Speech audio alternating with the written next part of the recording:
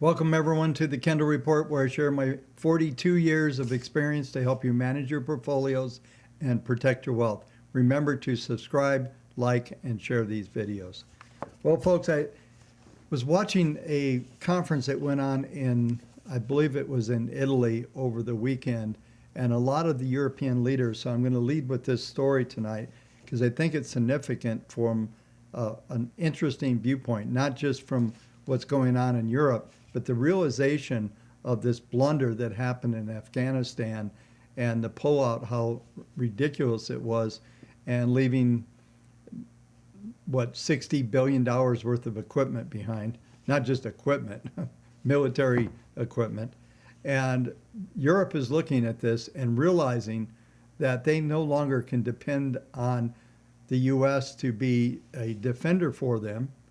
And I believe this is why all of a sudden the realization has come to play that, hey, we have to be a geopolitical party, a force in the world. We need to be number three.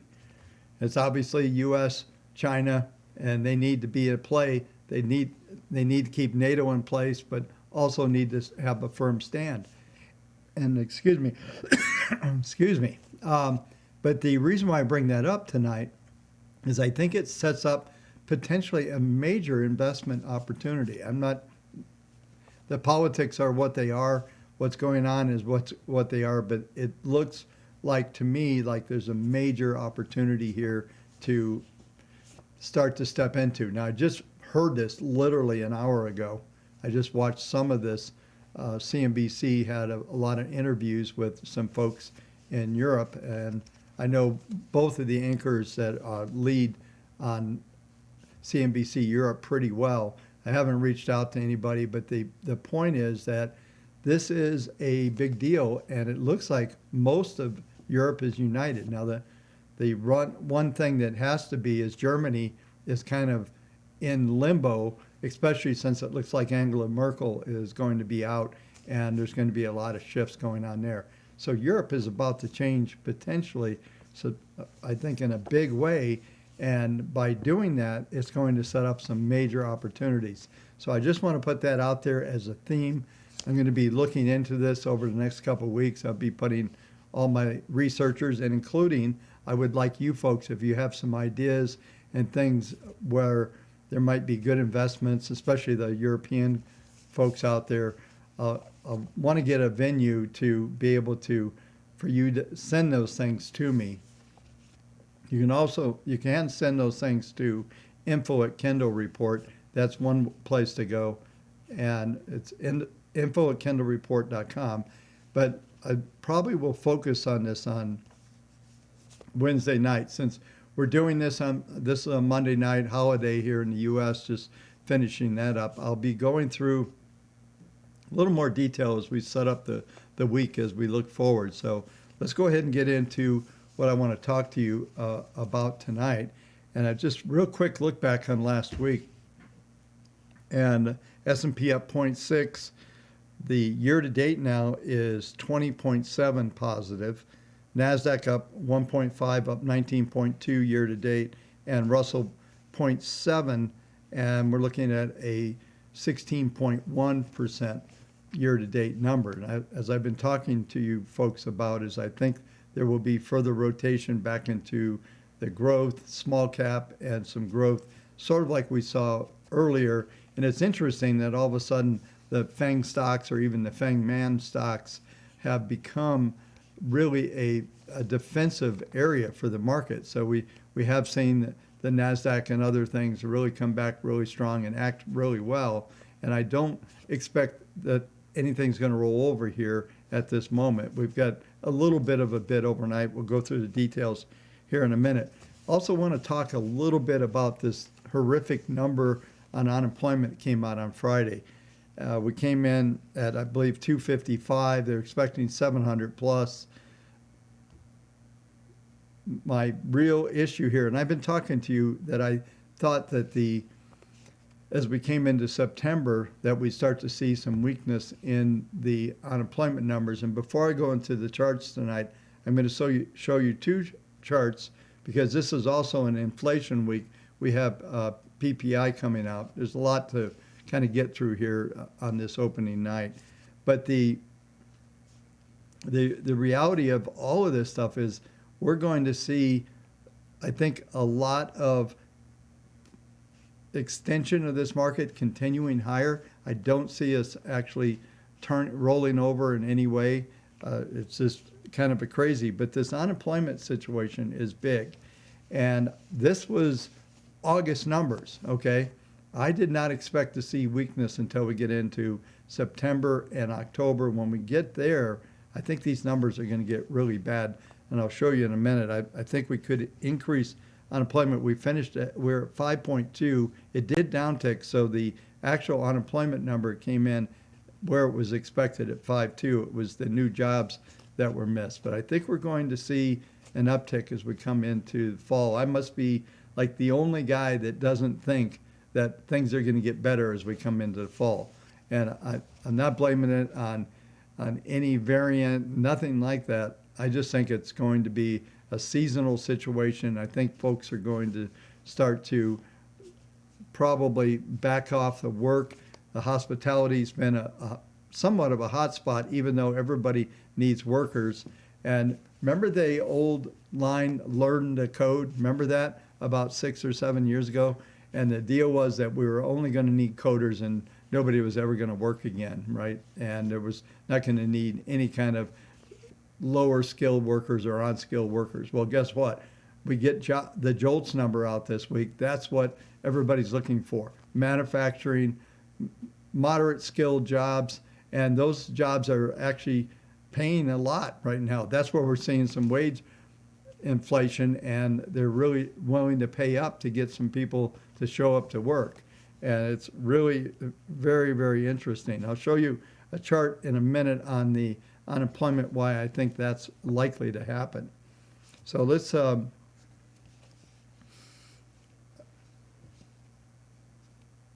look through the week, what we got. Like I mentioned, Wednesday is really the first real reports. There's nothing coming out tomorrow. Wednesday we have the JOLTS. There was 10.07 jobs available last month. That number is probably going to uptick. We'll see. I don't know if it's material other than something to have some dialogue around and something to look at. We've got the Thursday, we've got claims coming out expected to show 337. We came in a bit better last week. Continuing claims 2.748. Don't see that number really being material. Now the magic number for me is you got to get under 2.5 million, and that would somewhat start to negate some of the things I just talked about on the employment. I think that's just going to stabilize, maybe start to move back up over the next several weeks. And that's how we're going to see whether I'm going to be right as we go through these weekly numbers on the claims and the continuing claims. And there's some other metrics that will come out over the next several weeks. We're going to start to get a feel for how the numbers are going to move. And that's what I'm looking at right now, is that we're going to see all of this stuff start to soften, maybe the economy even start to soften a little bit. I'm just not bullish as we come into fall. And I don't really, it's not, about a new variant or anything that's out there right now. It's just that all the projections and numbers that I watch are starting to move that way. So the big number on Friday is going to be producer prices. They're expected to come in at 0.6. They're at 1%, if you remember last month. That was a huge number. And what I'm going to show you here, and I talked a little bit about this, sorry to get long on this opening comments, but I think it's important to set up how I want to do this show tonight, is really what we're seeing here is that supply chain still shutting down. I'm going to show you the Baltic Dry Index. Mentioned that the other night, said I'd have some charts. I will do that here in just a minute. And we're just looking at a lot of constraints on the economy, the jobs. I've talked about this shipping situation is really big because it's literally like the worst job in the world and nobody wants to do it. And that's what we need the most of, all these container ships going, and there's all kinds of accidents happening. There's, captains that aren't as skilled as they need to be. Let me go over to Before I go over here, 1 second here. Let's start with the unemployment rate here. And I'm just going to leave it on the screen here. One of the things that's interesting, and you're going to see this pattern, and I've been talking about it a lot, where we have these moving averages and they start to power through, even though the prices or the levels are below there, we see these ascending moving averages. And you may recall, if you're a regular on the channel, is that I did actually talk when Bitcoin was at 30,000. I told you it was not going to go down. In fact, we'd go back toward 50. We're above that. I am going to cover Bitcoin later in the show at the end. I'm going to do Bitcoin and Ethereum. But the bottom line is here, we're getting the same pattern here. Let me go full screen so you can just see this a touch better. That would be the wrong full screen. This is the right full screen. And this number here, even though we're down below the 40, we're looking at, these are the PPMs, and they are actually, PPM 1's trying to accelerate. It's negative, but this is the big one. PPM 2 is at a plus 1.09. That tells us we're going to start to move back above that number, probably at least to minimum will be 6%, somewhere between 6 and 7.1 is where the target is over the next, we'll call it couple quarters here as we come into year end. I think there's going to be some other things that might happen that will get this number to move up. So I said I would cover the BDI or the Baltic. This is the index on a weekly basis. This is the Baltic Dry Index. So this is the cost of shipping. And you see this thing is just rocketing. I'm going to show you a couple levels here real quick. And this is what's been going on. So since these ports started to lock up in the beginning of the year, now we're seeing another acceleration. It looked like it was going to get better back in May, and all of a sudden this thing just shot back up again. And here we are at pretty high levels. I'm going to show you some historical perspective here, and we're going to go to the monthly. So it looks pretty high. It's actually just back to where we were in 09 on the 09 recovery. So prices aren't as high and as crazy as they were coming in 06 and 07. They were just off the map. I remember back in those days where this was a big subject. This was a big index to watch. And then when the 08 situation happened, you can see that it just plummeted here where I have the cursor, and now we've been flat. Now we're starting to break out again, and somewhere above, right above where we are right now, this is going to accelerate. And these PPMs on a monthly basis, they are absolutely telling us this thing is not over. We could see some consolidation here, but it's going higher, and it's probably going to go over some of these levels that are right here. That was at 46.61. We're currently at 38.22 right at this moment. So this is going to be a continuation. This is going to put on a lot of this will put a lot of inflationary pressures on the market. This is what I've been talking about. And I also had one other theme that I've been talking to you folks about over the past several months, and that has been that inflation will not be transitory. And that was the other thing that came out of the summit in Europe. I'm going to watch some more of that because it was actually very interesting, is that everybody's going, we just need to let this thing run hot. In Europe, they're interested in doing that. If you look at history, there's an interesting thing that happened. In the U.S., we had a massive deflation in 1929, and in the early 20s, you had massive inflation in Europe, so especially in Germany, right? So if you look at that, so the U.S. is always worried about deflation. They want inflation. And typically Europe is never, they don't want the inflation. They would rather have deflation. And so now all of a sudden they want the opposite. And they may get it with this military buildup. This is going to be interesting because this is something that is going to shift, if it were to happen, will shift the powers of the world. I think it'd be absolutely absolutely awesome from the viewpoint of the world and just kind of mitigating maybe a little bit of China's aggression that they're doing around the world. And that would be very interesting. So we've got a lot to watch. Every time I think, boy, we've got a handle and I can see what's going ahead, it's one thing to look in the rearview mirror. It's another thing when you start to see so many things and look ahead. And for what it's worth, I'll just say it, that I have a really good history of looking forward and not just looking in a rearview mirror. Too many people do analysis and talk about 1929 and this happened 5 years ago and all that stuff. And look at this chart. It's at the most highest level it's been in 6 years. That's all rearview mirror stuff. What you have to do is look at these elements that I've been talking to you about going forward and really starting to figure out where the markets are going to go. And that's where the money's at. They say follow the money. That's what we're going to be working on, following the money.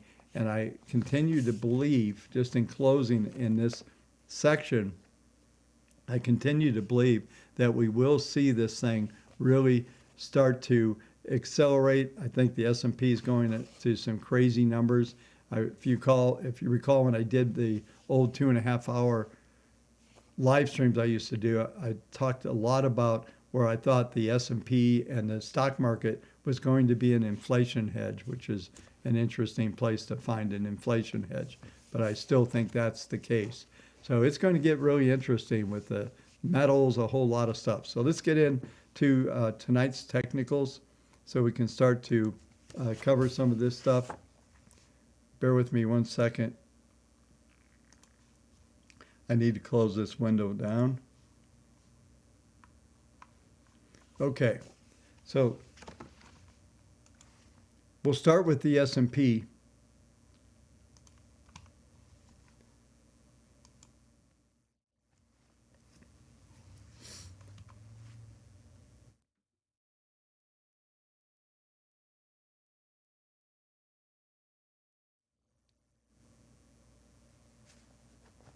Okay, so we start with the S&P here.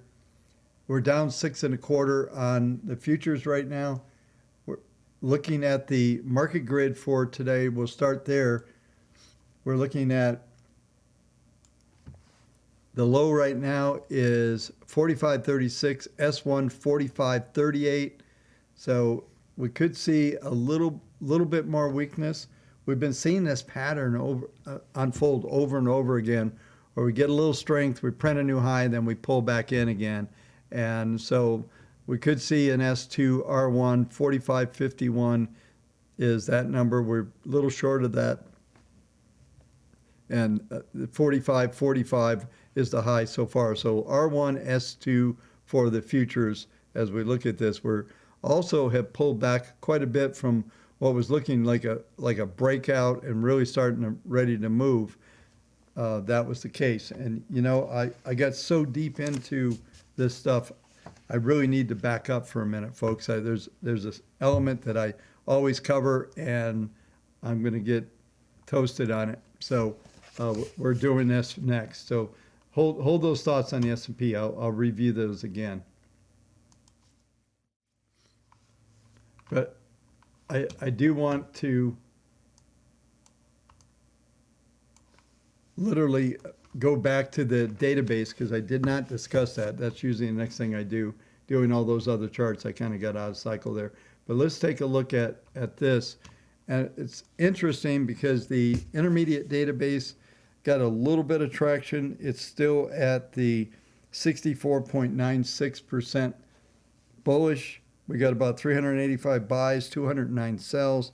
We go and look at the dailies now. Dailies are 51.73. You guys know that the deal, anything over 42% is bullish. We're now working our way to the next metric, 62 to 68.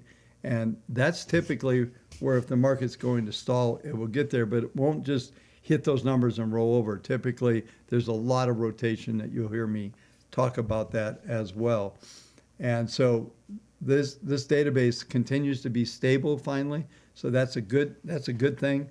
And I suspect with some of the news that we have coming out. It's nothing really big this week. We really got to get to Thursday. It's a short week, and Friday's going to be the big number. I think everybody's going to watch. So, yeah, and I just noticed Jeffrey Harden. It was one of the smallest weekly ranges we've seen for a while, but I just wanted to go back and cover this database just so you could see that.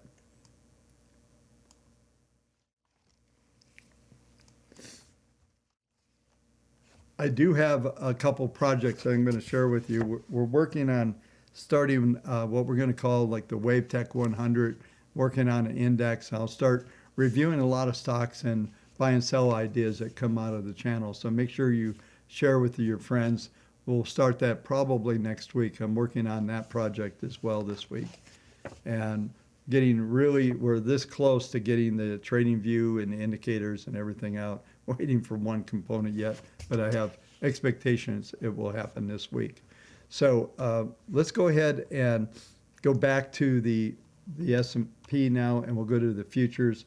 I've pretty much covered that. I just want to do a quick review so that you'll know exactly what I was talking about a minute ago. I apologize for skipping the database there, but we've got it covered now. So this configuration is, man, I don't even know where to start. It just continues to, like I said, remain in this sideways with a slight bias to the upside. PPM1 is a 0.12, PPM2 0.11, PPM3 0.09. Very slight. No, once again, no VIG, no big momentum in this thing. It just keeps moving up very gradually. I want to set up the tone for this week and the weekly charts. And we're going to cover all of the indices here tonight. We're going to hit this, the NASDAQ, Russell, the spread, and then we'll move on from there. But let's take a look at the weekly chart on here. And we're looking at probably an S1, R1. It could be a very narrow week. There's not a lot out there. We'll see what kind of stability we get. If we do anything, we're probably still in a place to expand this thing slightly to the upside, so maybe an R2 weekly. S1 is 45.14. That's 25 handles lower in that range. That'll be major support. And as always, the key demand number that has been in play for quite a while now is 44.37. So let me get that right. Yeah, 44.37. We're 45.37. So 100 handles lower, so it's not really in play. Let's go over to the SPX.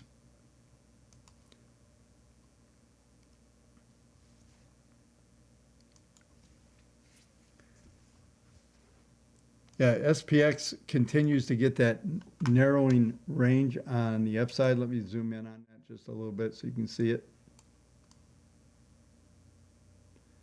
You can see right here where I've got my cursor.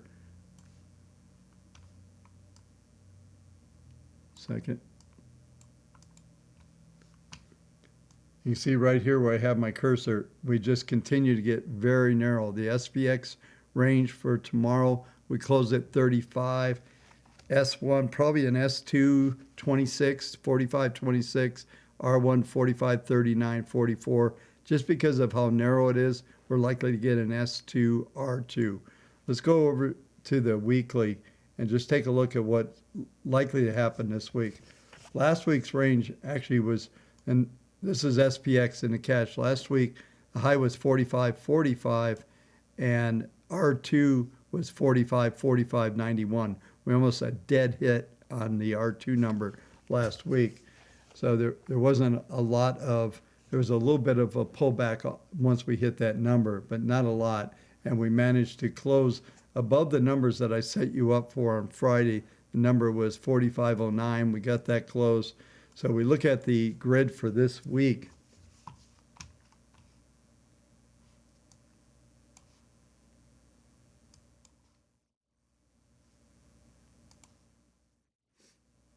Bear with me, I'm just trying to get zoomed in. We look at the grid for this week. 45.19, 45.51. I still think we're going to be able to expand this up to 45.70 as far as that goes. So expect that to be the range as we go forward. But just looking at this overall pattern and this narrowing range, we still have the PPMs are plus 0.58, 0.45, and 0.55 on PPM 1, 2, and 3. These are very robust numbers, and we're just not, this is a broken record. It's been going on for weeks on end now. We're just not at the place where we're going to see any kind of major rollover here. And if we printed down anywhere near 44.24, that would be basically over 100 handles lower. That would be another buy the dip opportunity. There's not going to be anything out here that's going to roll this market over at this time. I'm going to touch on this just on the S&P because I want to set this up since we're at the beginning of the month. The range for the S&P 4562 is R1 monthly. Okay, this is on the SPX monthly. 4562. Look at this. R2, the 46 handle sitting right there. 4606 is R2. That certainly could be a possibility, but I have this feeling we're going to be at least the R1. I don't think we're going to see S1, but we printed down to 4521. S1's 4482. I don't think we see that much negative this month. It's certainly possible, but worst case, just on a range base, would be S1, probably R1 for this month. And if we do trade above 45.62, then we're looking at the 46 handle. 4606 is the next level. But the PPMs are finally, this is interesting. PPM 1 has finally rolled over and went through its first derivative. Just put a cursor on there so you can see that. And then PPM 2 is trying to roll over. Sorry for the motorcycle. And then we've got PPM 3 is still very robust. So this is still a very, very strong trend. And this is coming in, this is September. We're looking at probably year end. This is just going to continue to climb along this line. These indicators are going to stay way positive to keep everything in play here. There's no doubt about that. All right, so we'll get through these other indices a little faster now. So we go to NASDAQ futures. We're looking at right now down 27 handles. We actually printed at 15,702. We almost printed R1. The low right now, 15,672, is S1. So we may be actually printing toward the lows of the session here right now. So look at S1, R1. I don't think we'll get up to an R2 today. It looks like we're going to get just a little bit of sideways here as we come in to the beginning of the shortened week. Just a quick look at expectations for the weekly on the NASDAQ. We're looking at R1, 15,735. That's probably will be penetrated. So I would go with an S1 R2 on a weekly basis.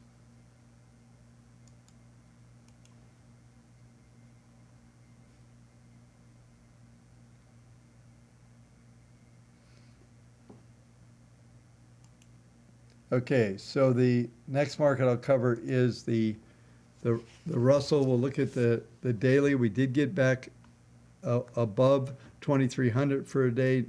Now we're seeing some nice acceleration across the board on the PPMs on the daily.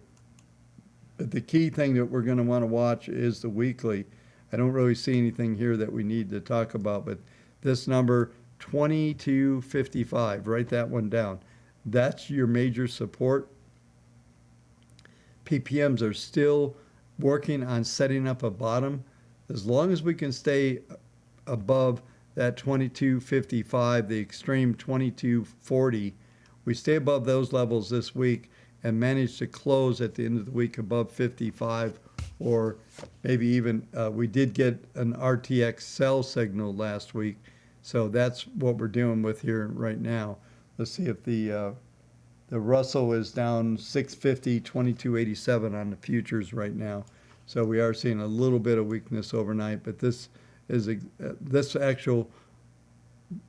is the cash. So this was the week before last. So we're up slightly, but we should have at least another week within the grid. Like I said, S1, probably S1, R1, that's 2271 to 2312. I think we're going to have a fairly tight range. I'll update this once we see some of the activity tomorrow. Real quick, we'll go over to the spreads.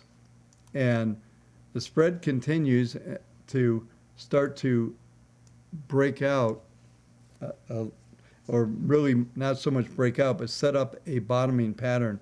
This is looking encouraging. It's going to be very important that we stay above these levels here and just keep going sideways. Ultimately, I would like to see the spread take out some of these highs in this pattern. If that happens, then we're going to definitely know that we're going to see some leadership change there. For now, we're basically pretty neutral on that from that viewpoint. Okay, next markets. We're going to roll fast here now. We're going to cover the 10-year.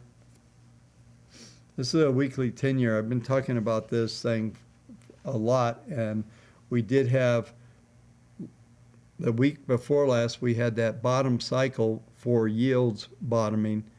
We still have some negative PPMs to bleed off here, and I'm still expecting to see this market move toward the 136, 1.36, 1.38 level, and I think we'll stall there. I don't think we'll get as high as the 142, 144 level, but we definitely should continue to have a little bit of bias to the upside. The PPMs are really starting to flatten out. I believe when we see, this is cash, so there's no update on this. When this thing opens tomorrow, I think we'll see a definite uptick on the PPMs. They should move up. Just going to the daily real quick, on Friday, in spite of that weak unemployment, we did see employment numbers, or I'm sorry, interest rate numbers rise, which was surprising to some folks. But we look at the market grid for today, and we're looking at R1 133, R2 134. So this is RXT for today is right in that upper end of that range, 1.35, 1.36 there. So next, we haven't covered this for several days, so we'll go over to the dollar. And I think the dollar is getting close to setting up a bottom here, but it's going to take probably another 3 to 4 sessions. The key level on the dollar is going to be right here at this 91.95 level. PPM1 is trying to turn up a little bit. We got some slight negativity. If we do see some of these slight increases in interest rates, we're likely to see this one dollar start to move higher. And on a weekly basis, this is what's really the dollar's about. 91.67, 92.54. That's going to be your range where you're going to stay locked into. And I really like the formation on PPM 2 and 3 here. We just need PPM 1 to kick in, and for that to happen, we're going to have to get over the 92.50 handle. So once we get above that, we'll start to see some increases in the dollar, and maybe that'll put a cap on the next market that we're going to talk about. Actually, I'm going to do. Actually, I will. I'll do gold next, and after gold, I'll do crude oil, and then after crude, the plan is to go to Bitcoin and Ethereum. So that's where we're going from there. So let's take a look at gold. I've been talking about these numbers for weeks on end, and I want to go back to the flash crash that we had several weeks ago, and I remember telling you that was a one and done on that pattern, and now we've managed to get back above these moving averages. We have PPM1. Now this is a weekly chart, and trend level just about at 0.23, 0.11, and PPM3 is still slightly negative, but it's really flat, has no influence here. So the key numbers, now that we've traded up, I talked about the 134 level last week. we actually printed to 136.90. So now we're looking at, that's going to be a pivot number for that, but we look at the market grid is flattened off here. And typically what that will tell us is we're going to stay in those ranges. So the absolute highest that we're going to see, this is a weekly gold chart, is around 141. And on the downside, we're pretty close to 1825. The extreme will be 1816. So I'm going from top down, otherwise from weekly to daily. And the daily chart, this is the key number. The 200-day moving average, 1817. That's going to be your support now. You got a rising 10-day moving average coming up underneath this right now. That number's at 1815. So 1815, 1817, these are going to be the key numbers on a short-term basis. If you look, I'm going to put a cursor on this so you can see this, but the PPM2 is really starting to roll. We're at a 0.27, and a couple things need to happen here to get this chart into full trend mode. We need to get the 21 over the 40. That's at 1801. The 21 right now is 1795, and that is rising right now at $5 per day. So we're looking at what, maybe Wednesday we should hit that number. Worst case Thursday. Once that starts to happen, we're going to see some very interesting technical action in gold, and I do expect to see, as I've been talking about, ultimately challenging these highs way back in June, up at 1916, 1920. There's a bunch of numbers up there.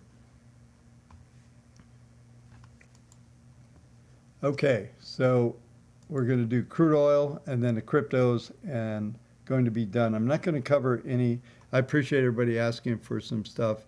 We'll do the individual stocks on Wednesday night. I really apologize. I'll be here all night, and no one will watch these videos. The replays will be so long. So let's go ahead and take a look at crude. Crude is a really interesting pattern as well.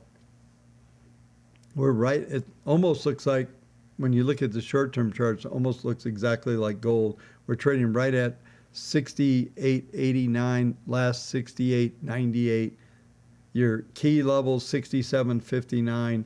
We should stay above this level. We've got PPM1 at 0.21, PPM2 0.19, and those, if you look at PPM2 down below here, this is really starting to move higher and start to show some real acceleration in the underlying trend. So your worst case in this pattern right now, 67.59. It should hold those levels. We had a low going back 4 or 5 days ago, 67, or is that 67.12? But this number here should be the magic number in this pattern. So we'll do weekly here. And this pattern I've been talking about, we actually stayed pretty much in there last week. I was talking about the 68 to 70, 20, 68.04. We did print down to 67.12. We printed up to 70.61, so we got a little above that number. Now what we're seeing here is we still have a negative PPM1, which is going to put a lot of pressure on this market. So I would look toward a retest of the lows of last week, possibly even taking it out a little bit here. The potential going down to 65.74 on a weekly basis would be the extremes for the week. But the cap is going to be right around where we've traded, just around 69.62 right now. That's going to be the cap on the ceiling on this market, and then 65 and change will probably be the magic number there. The worst case, 67.95 to 66.45. That should be the number, with absolute drop dead low probably at 64.96. Okay, now we're going to go into Bitcoin. And Bitcoin is now at 52,572. And if you watch from the beginning when I was showing you that unemployment chart, This was going back some time ago. I just want to move this out of the way here so we have it. There's not a lot on this chart, but this is that these rising moving averages in a pattern. And I remember when we were back here at 28,000, said there's no way we're going to go down, not with this kind of pattern. We're going this 10-month moving average, 43,708.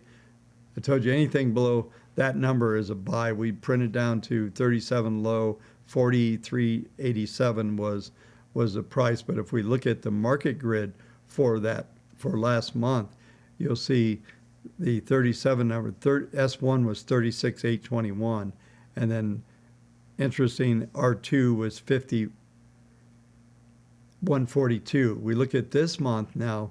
We're looking at R3 5374. That may be the cap. We might even be able to push this thing into an R6. It looks to me, and if you've been around the channel for a while, I'll just talk about this. This is what I call a dragon head formation. Typically, the dragon head makes a new high and will print something much more substantial. So let's get into that a little bit. I know this is a long stream tonight, but there's just a lot to cover. Bear with me.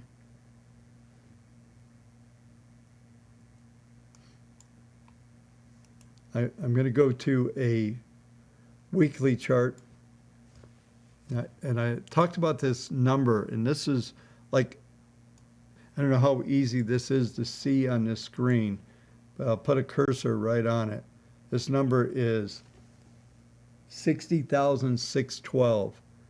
Hang on, that's not, yeah, 60,612. That's a major pivot number. If we get above that, I'm just going to say this out loud, okay? So the minimum target is 85,000 on Bitcoin. That's if folks, hear me, if we get a close above this number here, the 60,612. That's your magic number there. And what you're going to see, I'm going to draw something on the screen because I've been watching this thing very closely. What you're going to see here is a pattern that this thing is doing a swing pattern like this. And there's potential 110, 120,000 on Bitcoin, and it's real. I'm telling you, it's real. I remember many months ago when I did the video when Bitcoin was around 12 or 13,000. I said it was going to 23,000. That seemed ridiculous. That was these numbers that you're looking at over here, way down here. So we got this big trend to develop. Everything is on. This is a weekly chart of Bitcoin. Let's just do a daily so you have perspective there. So daily, we're already printing. Now this thing rolls over at midnight tonight. So there'll be some new numbers, but it looks like they're kind of trying to flatten out here. We do have a plus 0.96, a 0.74, and a 1.17 on this, on ppm 1, 2, and 3. And 49,104 is going to be your trading point for a bounce intraday if we traded down there. That should be a pretty good point to bounce. I think we're going to be capped off around this 53 number I mentioned just a minute ago, so keep that in mind. We'll do Ether and we'll call it quits. I'll come back on screen and we'll be done for tonight's stream. I appreciate everybody hanging around. I had talked about this last Wednesday when I covered that Ether was likely to go into a sideways range, but it's interesting because this daily, there are some daily targets to talk about here, and those targets are right now, just move that up so you can see that, for 45.74, 51.94, I think 45.74 is the real number here. There's probably at least one more day sideways. The 10-period moving average, which is right now at the 35.64 level, is going to be major. I mean, it's not really in play right now. it's moving up about $60 per day, so it's going to be 3,700 in the next couple of days. That's going to be the bottom line. If we did print down there, that would be the point to buy. PPM's 1.98, 1.20, 1.75. Those are just huge numbers. So this will complete the video for tonight. I really appreciate everybody hanging out. We got a fair amount for a holiday night. That's pretty good, so I really appreciate it. I will be here tomorrow night at 9 p.m. Eastern time. So have a great evening. Have a good day trading yesterday, tomorrow, and we'll talk to you then. Have a great evening.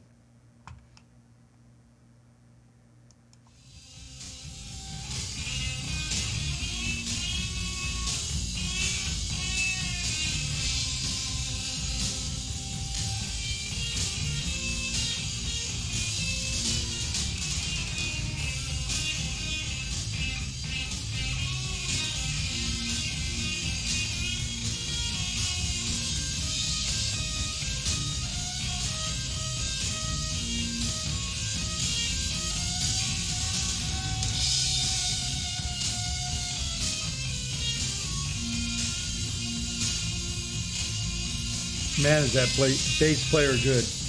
All right, folks, have a great evening. See you tomorrow night.